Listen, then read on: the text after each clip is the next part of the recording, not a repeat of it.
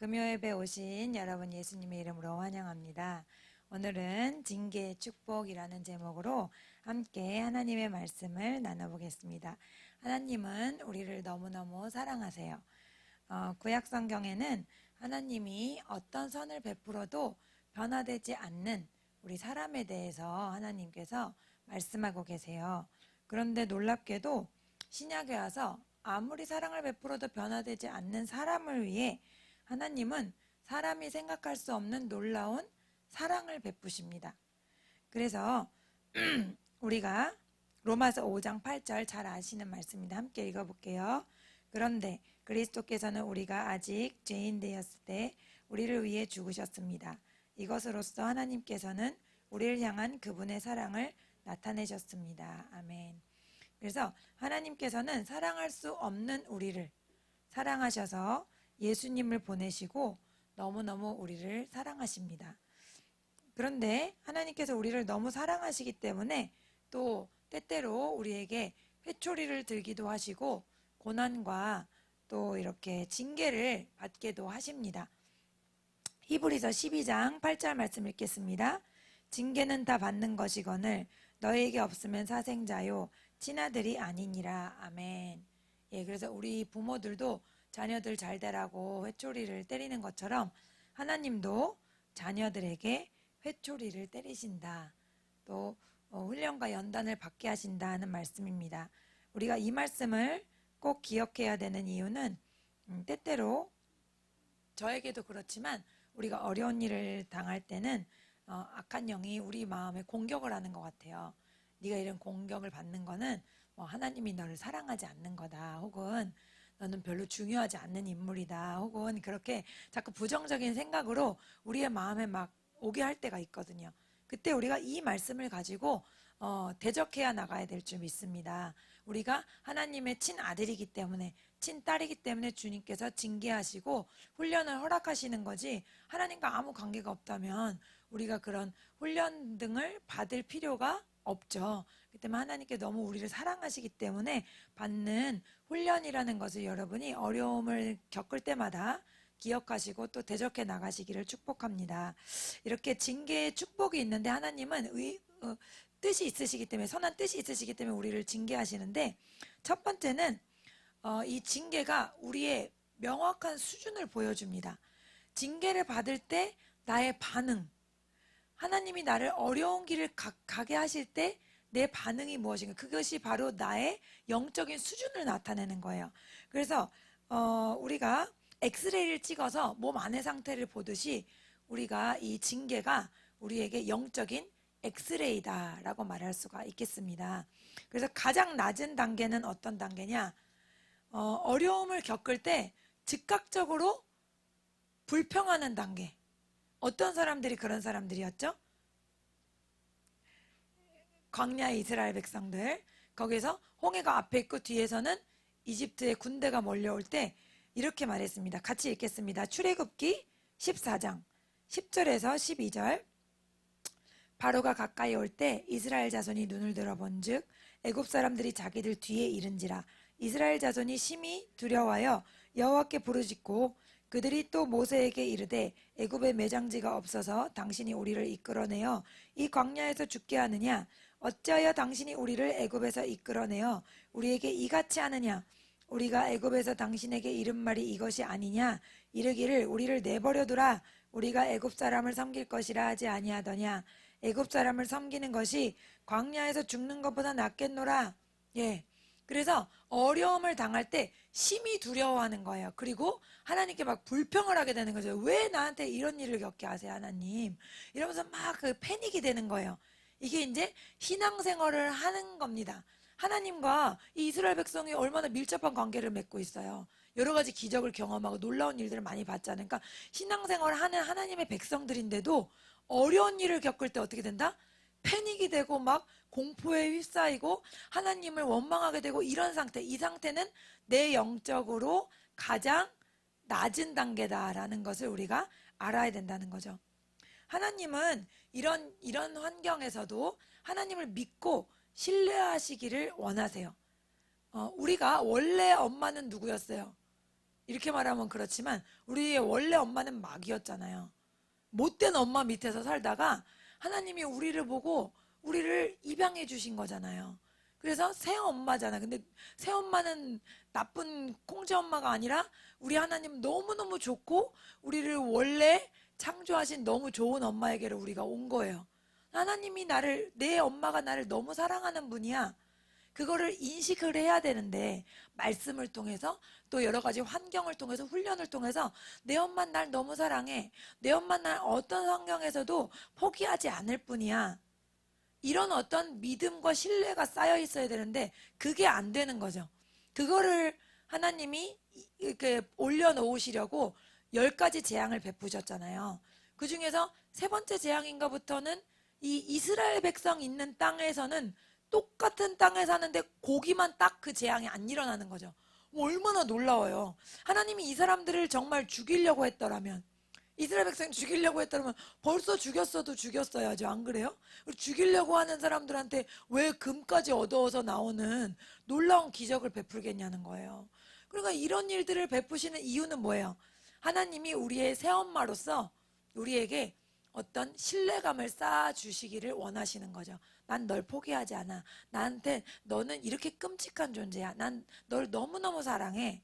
이거를 하나님이 해놓으신 건데 그럼에도 불구하고 이 고난과 또 징계 앞에서 막 어찌할 바를 모르는 것, 요것이 내가 아직도 하나님에 대한 신뢰 단계가 굉장히 낮다는 것, 그거를 보여주고 있다는 거죠. 그런데 이렇게 낮은 신뢰 단계를 볼 때 하나님의 마음은 어떠신가? 이사야 26장 10절에 보면은 악인은 은총을 입을지라도 의를 배우지 아니하며, 다시 쉬운 성경으로 읽으면요, 주께서 악한 사람에게 선하게 대하셔도 그들은 의롭게 살려고 노력하지 않습니다. 하나님이 선을 행하고 사랑을 베풀고 내가 너의 엄마야 이렇게 해주는데도 그 사람이 만약에 악인이라면 듣지 못하고 온전히 그것을 사랑으로 받아들이지를 못한다는 거예요. 그래서 하나님은 너무나 마음이 아프시다는 거죠. 근데 또 하나 우리가 이렇게 즉각적으로 하나님의 많은 사랑을 받았음에도 불구하고 온전히 하나님께 신뢰를 드리지 못하는 한 가지 또 다른 이유가 있는데, 그것은 바로 우리의 죄책감이에요. 우리는 타고나면서부터 죄책감이 들어있거든요. 아담이 나무 뒤에 숨어있던 이유는, 그리고 하나님께서 아담아 너가 어디 있니? 라고 말해주시기 전에는 말을 한마디도 못했어요. 이유는 죄책감 때문이에요. 난 너무 큰 잘못을 졌어. 절대로 하나님께 용서받지 못할 거야 라는 생각 때문에 계속 숨어만 있었거든요. 그러니까 우리 모두한테는 어떤 근원적인 죄책감이 있는 거예요. 그런데 이 죄책감을 예수님께서는 완전히 해결하셨어요. 죄가 있어야 죄책감을 느끼잖아요. 근데 예수님은 우리 죄를 완전히 다 해결하셨거든요. 근원적인 죄를 완전히 다 해결하셨어요. 할렐루야. 그렇기 때문에 우리는 그 근원적인 에덴 동산에서부터 온 죄책감을 느낄 필요가 없는 거예요. 그런데 문제는 여기서 사탄이 우리는 속이는 자잖아요. 그러니까 우리를 속이는 자기 때문에 안 좋은 일이 일어날 때, 고난을 겪을 때, 징계를 받을 때마다 나타나서 뭐라 그러냐? 너는 뭔가 잘못이 있어. 넌 크나큰 잘못이 있어. 그런데 그게 널 용서받지 못했기 때문에 너는 이런 일을 겪는 거야. 이러면서 그런 생각을 하면 되면 우리가 어떻게 돼요? 하나님 엄마와 우리 사이에, 하나님 아버지와 우리 사이에 좋은 관계가 생겨요? 아니면 뭔가 하나님이 날 혼낼 것 같은 생각이 들어요? 하나님 너 혼낼 것 같은 생각이 들잖아요. 그러니까 그런 생각 때문에 어떻게 되는 거야? 결국 올 것이 왔어. 그러니까 이 사람들의 생각이 굉장히 뭐라 그래야 되죠? 이렇게 극단적이잖아요. 우리 죽이려고 그래요? 어떻게 죽이겠다는 생각까지 하지? 그런 생각 들지 않으세요, 여러분? 하나님은 그렇게 많은 사랑을 베푸시고 그렇게 많은 기적을 베푸셨는데 우리 죽이려고 여기까지 데리고 왔잖아요. 그런 어떤 너무 극단적인 공포와 두려움, 이게 뭐냐 하면 근원적인 죄책감을 자꾸 마귀가 이렇게 자극을 하는 거죠. 거짓된 거죠. 이게 사실이 아니라 우리는 예수 그리스도 안에 완전한 자유를 얻게 됐는데, 할렐루야, 예수 그리스도 안에 우리가 정죄함이 없다고 말씀하시잖아요. 로마서 8장 1절에서 2절 말씀 읽겠습니다. 그러므로 이제 그리스도 예수 안에 있는 자에게는 결코 정죄함이 없나니 이는 그리스도 예수 안에 있는 생명의 성령의 법이 죄와 사망의 법에서 너를 해방하였습니다. 할렐루야. 예, 여러분, 그러니까 에덴 동산에서 우리가 근원적으로 가졌던 그 절망감, 그 죄책감, 도저히 용서받을 수 없을 것 같은 그 마음, 하나님 분명히 날 벌하실 것 같은 그 마음, 그 두려움에서 우리를 완전히 해방시키셨다는 거예요. 할렐루야. 이것을 계속 우리가 받아들이고 믿음으로 선포해야 됩니다. 그렇지 않으면 어려운 일이 있을 때마다 어떻다? 너는 뭔가가 문제가 있잖아. 너는 뭔가 죄가 있잖아. 그것 때문에 하나님이 너를 벌하셔도 벌하셔야 돼. 라는 식으로 말도 안 되는 얘기를 해서 우리를 불안과 두려움과 공포에 떨게 만든다는 겁니다. 이 장면을 어디서 우리가 볼 수 있냐면, 여러분 구약의 사르밧가브 아시죠? 엘리야에게 가루 한 봉은 기름 한 방울 가지고 공양해가지고 복을 받았잖아요. 근데 이렇게 복 받고 잘 됐는데 희한한 일이 일어납니다. 이 사람의 아들이 죽어요. 뜬금없이. 아들이 왜 죽지? 이렇게 주의 종에게 잘하고 헌신했는데. 근데 아들이 죽은 다음에 이 여인이 뭐라고 고백하냐면, 당신이 왜 내 죄를 생각나게 하십니까? 이렇게 말하거든요. 한번 읽어볼게요. 열왕기상 17장 18절. 여인이 엘리야에게 이르되 하나님의 사람이여 당신이 나와 더불어 무슨 상관이 있기로 내 죄를 생각나게 하고 내 아들을 죽게 하려고 내게 오셨나이까? 예, 그러니까 이 여인이 지금 내 죄를 생각나게 했다는 거예요. 뭐 때문에? 아들이 죽은 이 엄청난 징계 앞에, 엄청난 고난 앞에 나는 내 죄를 생각하게 된다는 거죠. 근데 실제로 이게 죄 때문에 일어난 일이었어요? 그게 아니었잖아요. 전혀 성경엔 그런 내용이 없잖아요. 그냥 하나님의 영광을 드러내려고 하나님께서 죽은 자도 살리시는 분인 것을 알려주시기 위해서 하신 거지, 절대로 이 여인의 죄 때문이 아니었어요. 그런데 우리는 이런 엄청난 고난과 어려움 앞에 이 여인처럼 무엇을 생각하게 된다? 내가 무슨 옛날에 지은 무슨 죄 때문에 하나님이 나를 지금이라도 벌하시나? 그런 생각을 하게 된다는 거예요. 사실은 저도 굉장히 오랫동안 이런 생각 때문에 힘들어 했었거든요. 제가 이제 늦게 예수님을 믿었기 때문에 뭔가 하나님께서 나를 고난의 길을 겪게 하시고 연단을 겪게 하시고 또 징계를 받게 하실 때는 항상 이 모든 게 내가 어릴 때부터 예수님을 믿지 않아서야. 그래서 하나님이 그것을 곱씹고 계시다가 나에게 인과응보를 겪게 하시는 거야 막 이러면서 난 이렇게 고난을 받아도 막 이런 생각을 했어요. 그런데 그 생각에 저는 의로운 생각이라고 생각하고 그게 겸손한 생각이라는 그런 이상한 생각을 했거든요. 근데 그 당시에는 제가 잘 몰랐어요. 그런데 이렇게 하나님께서 조금씩 조금씩 더 빛을 비춰주실 때마다 알게 되는 거, 이 생각이 아니네? 나는 이런 생각에 내가 시달리고 그런 것이 난 되게 그게 어떤 성숙한 거라고 생각했는데 그게 오히려 아니었던 거예요. 잘못된 생각이었던 거예요. 하나님은 나를 완전히 자유하게 하셨는데 무슨 어려움이 있을 때마다 내 과거의 잘못에 돌아가는 것은, 그것은 하나님도 생각하지 않으시는 일을 나 혼자 가서 찾아내려고 하는 매우 어리석은 짓이며 마귀의 일이라는 것을 깨달았다는 거죠. 그래서 여러분, 사탄은 이렇게 우리에게 잊지도 않은 죄, 이미 하나님도 다 잊으신 죄, 하나님과 나 사이에 다 해결된 죄, 이 죄를 가지고 파헤쳐서 죄책감을 우리에게 주고 공포로 몰아넣고 하나님이 나를 벌하시고 죽이실 것처럼, 나를 완전히 끝내실 것처럼, 막 내 삶을 아작내실 것처럼 막 그런 식으로 하나님께 대한 부정적인 생각을 자꾸 불러일으킬 수 있다는 것을 알아야 됩니다. 그렇기 때문에 우리가 이렇게 초신자가 이런 낮은 단계의 믿음 있는 것은 물론 그럴 수 있죠. 어떻게 갑자기 믿음이 막 깊어지고 막 높아지겠어요? 그렇지만 우리가 만약에 이 수준을 내가 갖고 있다라면 우리가 이 수준을 벗어나야 되겠다. 하나님, 저는 이런 수준입니다. 요런 저의 숨겨진 부분, 이런 죄책감에 시달리던 잘못된 부분 하나님께 내려놓기 원합니다. 라고 여러분이 고백하실 수 있기를 축복합니다. 그 다음에 두 번째 수준은 어떤 수준이냐면, 조금 기초 수준은 넘어간 수준, 좀 수준이 있는, 그래도 믿음의 어떤 좀 성숙한 자다라고 말할 수 있는 수준이라고 말할 수 있는 욥을 한번 함께 나눠보겠습니다. 욥은 처음에는 하나님이 굉장히 많이 칭찬하셨잖아요. 이와 같은 믿음을 가진 자가 없다. 그렇게 칭찬을 했는데, 근데 처음에는 진짜 너무 멋있었어요.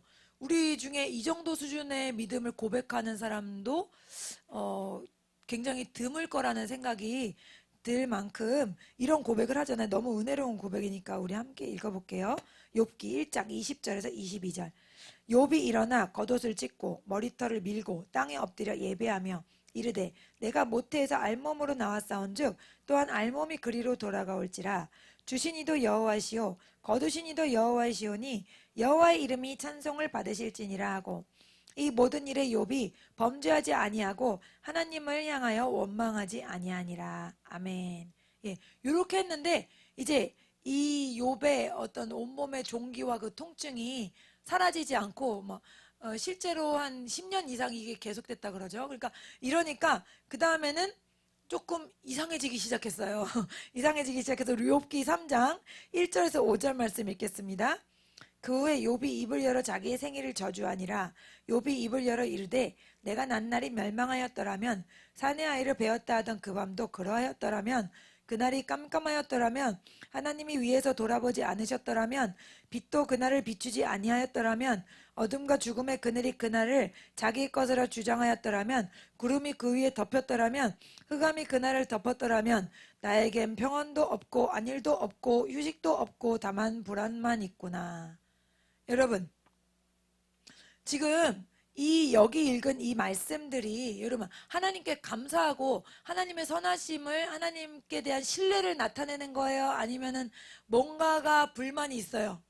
뭔가가 불만이 있죠. 근데 뭔가 표현이 뭐냐면 그 예전에 보면 당구 잘하시는 분들이 쓰리 쿠션인가? 뭐 그런 얘기 하시더라고요. 그러니까 이걸 쳐야 되는데 이렇게 안 치고 이렇게 돌려서 이렇게 친다 그러더라고요. 저는 못하지만. 근데 마치 욥의 이 고백이 그런 것 같은 거예요. 하나님을 딱 찔러서 하나님 이게 뭐예요? 저 정말 화났어요. 이렇게 말하고 싶은데 그렇게까지는 말하기가 힘든 거야.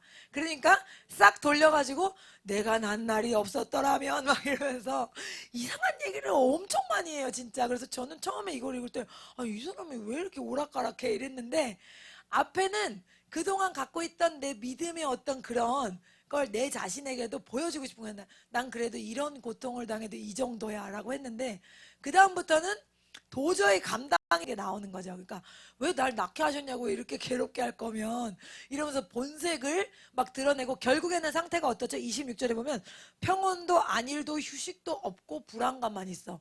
불안이 아까 어디에 있었죠? 첫 번째 단계 성도들에게 있었죠. 초신자들에게.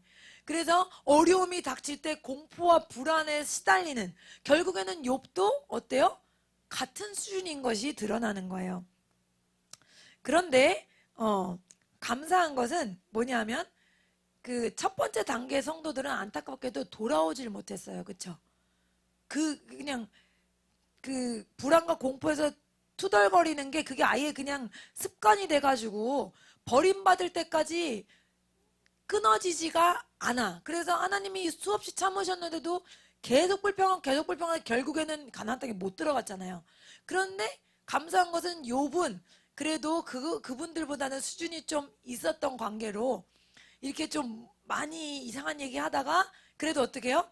그 터널을 지나오면서 다시 회복되고 하나님께 감사와 영광을 표현하는 단계로 바뀌잖아요. 그런 의미에서 욥은 다른 단계라고 할 수가 있는 거죠.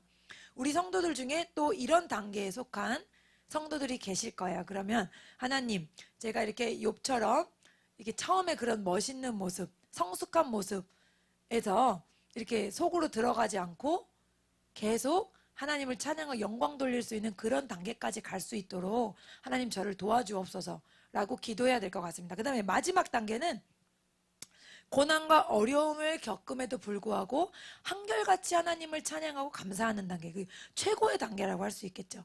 누가 봐도 우리 바울이라고 할 수 있을 거예요. 바울은 고린도전서 4장 9절 같이 읽겠습니다. 내가 생각하건대 하나님이 사도인 우리를 죽이기로 작정된 자 같이 끄트머리에 두셨음에 우리는 세계 곧 천사와 사람에게 구경거리가 되었노라. 아멘. 네. 아니 얼마나 고생을 많이 했는지 어떻게 생각이 되냐면 하나님이 날 죽이기로 작정을 하셨구나. 우리 엄마가 나를 아주 그냥 벼랑 끝에 모는구나. 이렇게 생각이 될 정도로. 그러면은 뭔가가 불평이나 뭔가 아쉬움이나 이게 좀 서운함이라도 나와야 될 텐데 바울의 고백에서는 우리가 단 한 구절도 그런 걸 찾을 수가 없잖아요. 이게 정말 가장 깊은 단계, 하나님과 가장 성숙한 단계의 교제를 하는 믿음의 상태라고 할 수 있는 거죠. 그러니까 지금까지 나눈 단계가 세 단계예요, 여러분. 첫 번째 단계는 즉각적으로 불평하는 단계, 그리고 끝까지 불평하는 단계. 두 번째는 처음에는 성숙한 것처럼 보이지만 시간이 지날수록 무너져 내리는, 그러나 또 다시 돌아올 수 있는 그런 중간 단계. 그리고 가장 깊은 단계는 하나님이 날 버린 것 같을 때도, 날 죽이기로 작정한 것 같을 때도 하나님께 대한 찬양과 감사를 놓치지 않는 단계, 이런 단계가 있다는 거예요. 그런데 내가 이 단계라는 걸 어떻게 알죠? 모든 게 잘 되고 기도가 다 응답되고 그럴 때는 이런 단계가 드러나지 않는 거예요. 어떤 때 드러난다? 뒤에서는 군대가 쫓아오고 앞에는 홍해가 가로막고 있고. 여러분, 이런 단계에서 이런 위기와 어려움 가운데, 이런 징계와 같은 어려움 가운데 이게 딱 나한테 스포트라이트로 비춰서 내 자신이 그걸 알게 된다는 거죠. 하나님은 우리의 상태가 어느 정도 되는지 스스로 우리가 알고 깨닫길 원하십니다. 그래서 하나님은 우리가 새로워지고 변화되기를 원하신다는 거죠. 자, 그럼 둘째로 이런 징계와 고난은 어떤 축복이 있는가? 이 징계와 고난은 우리의 믿음의 수준을 업그레이드 시켜준다는 겁니다. 여러분, 하나님은 성경에서 믿음의 수준이 다 있다 그랬어요. 갓난아기처럼 젖을 먹는 단계가 있다 그랬고, 단단한 식물을 먹는 단계가 있다 그랬고, 그러니까 여기 다 앉아 계셔도 다 레벨이 다 다른 거예요. 근데 하나님은 레벨이 다 달라도 다 가르치실 수 있는 거예요.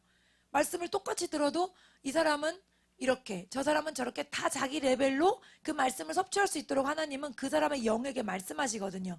또 그 사람의 삶 속에 또 가르치시고 말씀하시거든요. 그러니까 하나님은 다 다른 레벨로 가르치시는 거예요. 그것도 참 놀라운 것 같아요.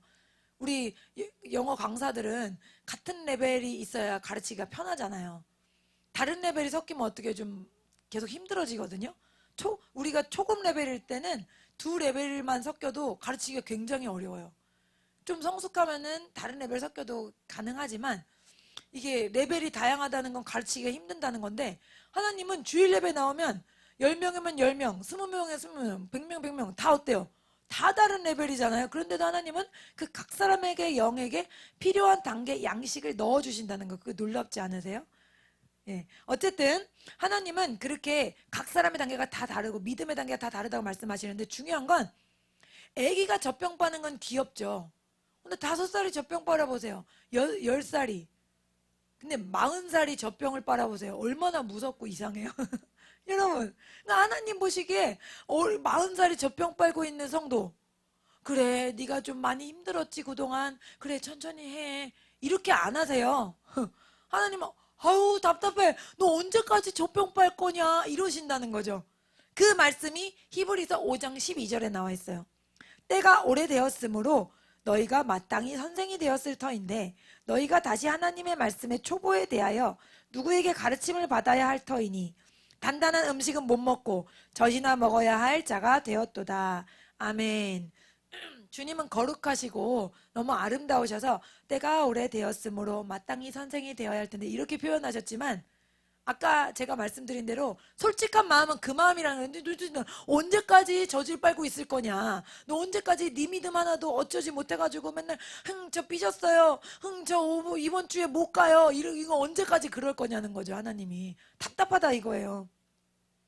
그래서 하나님은 성장하기를 원하세요. 우리 어머니들에게도 다 어떤 게 기쁨이에요? 자식이 1년, 2년, 3년, 4년 달라지고 성숙하고 변화되는 게 기쁨이잖아요. 그냥 마흔이 돼서라도 엄마 돈 좀 있어요? 이러면 얼마나 답답하겠어요, 참. 안 그래요? 그러니까 하나님도 우리가 성장하는 것을 보여드리는 것이 우리가 하나님께 효도하는 것을 여러분 기억하시기 바랍니다. 근데 아기가 성장할 때 어떻게 성장해요? 일단 태어나야 되죠? 그 다음에 잘 먹어야 돼요. 그 다음에 또 어때요? 환경이 좋아야 되죠. 이렇게 아기가 성장하려면 내적인 요인, 외적인 요인이 같이 있어야 되듯이, 우리 성도가 성장할 때도 내적인 요인, 외적인 요인이 같이 있어야 되는. 내적인 요인은 뭐예요? 일단 태어나야 되죠. 태어난다는 건 뭐예요? 예수 그리스도를 나의 왕과 구주로 삼아서 내 생명이 예수님께 있음을 알아야 되는 거예요. 그게 첫 번째, 태어난 거. 태어나지도 않았으면 잘할 수가 없는 거죠. 10년이고 30년 됐는데 잘하질 않아. 겨우 주일 예배 한번 나오기도 힘들어. 그러면 안 태어났을 수도 있어요, 솔직히. 그러니까 일단 태어나야 되고, 그 다음에 어떻게 돼? 잘 먹어야 되죠. 제일 중요한 게 잘 먹는 게 뭐예요? 모든 예배 시간에 참석해서 말씀을 듣고 섭취하는 영의 양식을. 그리고 집에 있을 때도 막 말씀을 읽고 말씀을 틀어놓고, 이게 다 뭐예요? 신령한 젖을 사모해서 막 먹는 거죠. 그 다음에 어떠죠? 환경이 좋아야 된다 그랬죠. 그래서 환경이 깨끗해야 되고, 또 애들한테 막 배울 수 있는 다양한 호기심을 자극하는 것도 있어야 되고, 막 엄마들이 훈련도 많이 시키고 그러잖아요. 그것처럼 하나님도 어때요? 외적인 훈련을 시키신다는 거예요. 그게 바로 징계이며 고난이며 연단이라는 거죠, 우리한테는. 독수리가 자기 새끼를 어떻게 훈련시키는지 여러분 잘 아시잖아요. 높이 올라가서 딱 떨어뜨리잖아요. 여러분 만약에 여러분이 독수리 새끼 입장이 돼 보세요. 얼마나 끔찍한가. 한 번만 해봐.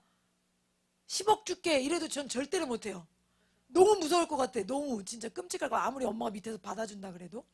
근데도 그걸 하면서 그 새끼 독수리에게 여기 근육이 생기고 어깨에 이게 힘이 붙는다 그러잖아요. 근데 여러분, 이 독수리가 무슨 지혜가 있어서 이런 짓을 하겠어요? 안 그래요? 탁 떨어뜨리고 밑에서 쫙 받아내고 너무 멋있고 지혜롭지 않아요? 근데 이 독수리 머리에서, 요만한 머리에서 나온 게 아니에요. 동물의 본능에도 다 누가 들어가시죠? 하나님의 지혜가 들어가잖아요. 이건 하나님의 영이라고요. 하나님이 직접 뭐라고 그러셨어요? 출애굽기 19장 4절.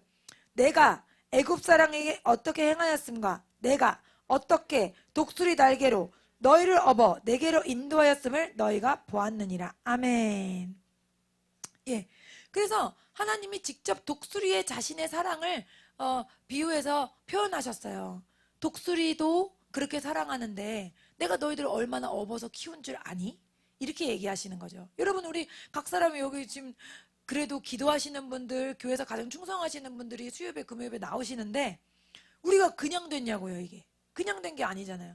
나 하나 이 정도 믿음 만드는데 수많은 사람의 손과 기도와 눈물이 흘려진 거 아시죠?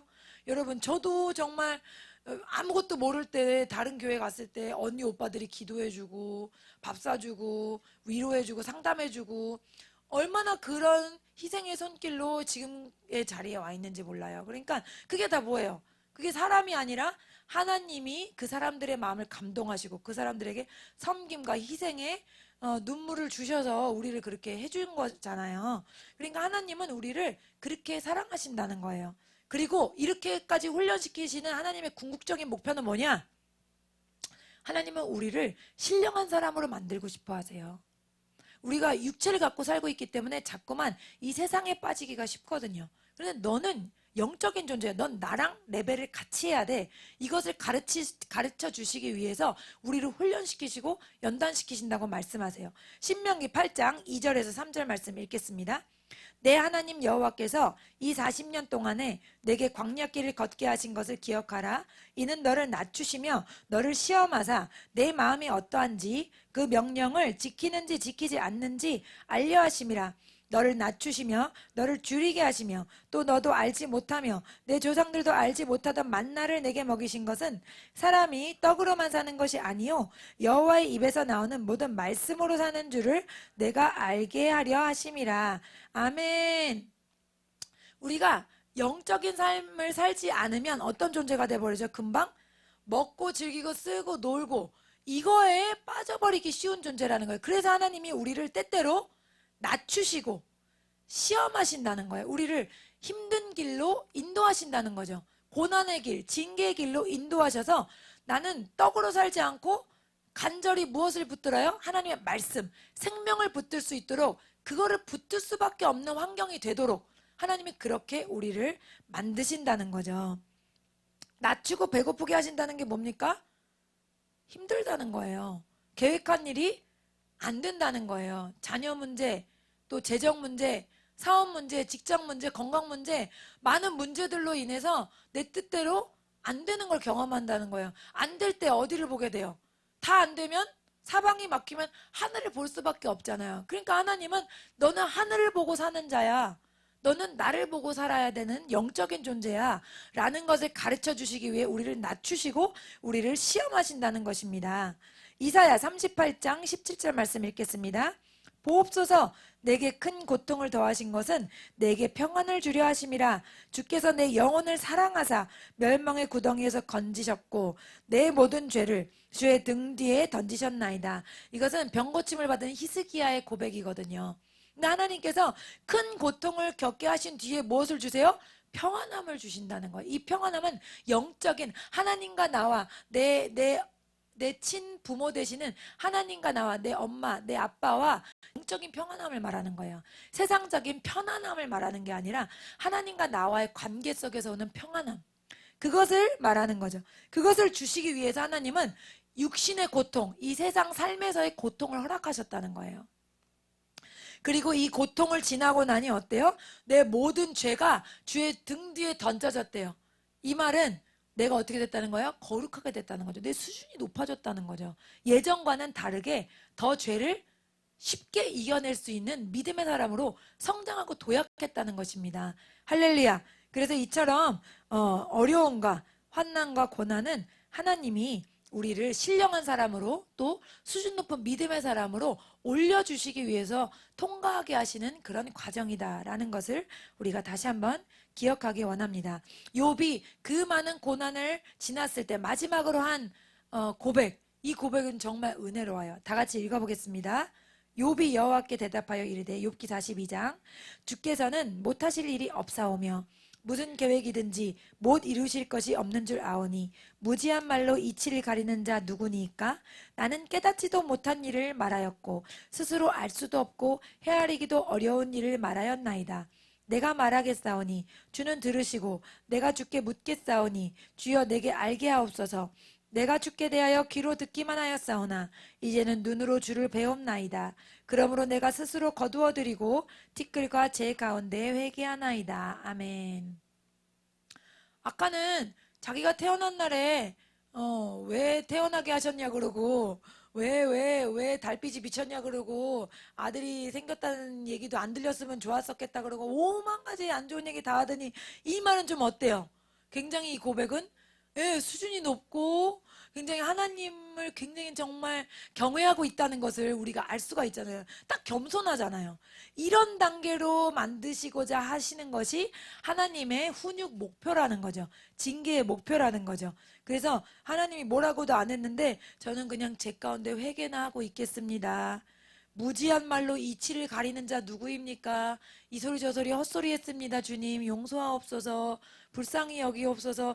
나도 내가 무슨 말을 했는지도 모릅니다. 깨닫지도 못한 일을 말하였습니다. 스스로 알 수 없고 헤아리기 어려운 일을 말하였습니다. 저도 제가 무슨 말 했는지 모르겠는데 하여튼 잘못한 것 같습니다. 주님 용서해 주세요. 이런 겸손한 고백이 나온, 이 고백이 나온 이유는 뭐다? 그가 고난의 터널을 지났기 때문에, 그가 징계의 터널을 지났기 때문에 이런 아주 깊이 있는 진실한 그리스도인의 모습을 보일 수 있었다라는 것입니다. 바울은 환난 가운데도 이렇게 고백하고 있습니다. 로마서 5장 3절에서 4절. 이뿐만 아니라 우리는 환난을 당하더라도 즐거워합니다. 그것은 환난이 인내를 낳고 또 인내는 연단된 인품을 낳고 연단된 인품을 소망을 낳는 것을 알기 때문입니다. 아멘. 바울이 환난 중에도 즐거웠는데 아까 가장 높은 레벨의 그 샘플이라고 말씀드렸죠. 환난을 당하는데도 즐거워하는데 그 이유가 있대요. 그 이유는 환난은 인내하게 하고 인내는 연단된 인품, 거룩한 주님의 성품을 낳게 하고 그리고 거룩한 성품에 마침내 소망을 낳게 한대요. 근데 그 소망은 누구냐? 소망은 디모데전서 1장 1절 읽겠습니다. 우리 구주 하나님과 우리의 소망이신 그리스도 예수라고 되어 있어요. 그러니까 소망이 뭐예요? 바로 예수님이라는 거예요.